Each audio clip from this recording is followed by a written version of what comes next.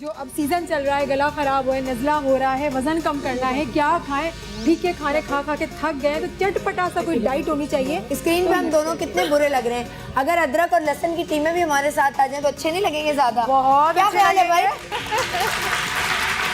लड़ाई माफ करो, थोड़ी देर के लिए घर साफ करो। आ जाओ जल्दी जल्दी। यहाँ आके आपकी लड़ाइयाँ खत्म हो जाएगी क्योंकि मेरे पास लहसुन भी और अदरक भी है। हमने एक करने का मैंने इंतजाम किया हुआ, यखनी बनाई हुई है। थोड़ा जल्दी करो जरा, मुकाबला लंबा है। नहीं मुकाबला लंबा है, मैं और मेरी रेसिपी मुकाबला सख्त है। नहीं तवील है।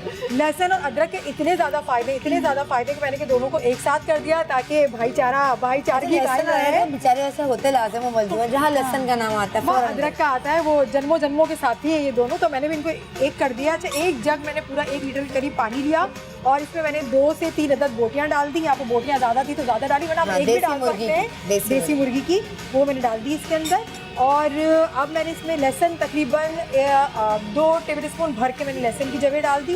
अच्छा, साबित डाल दी, चॉप नहीं किया मैंने।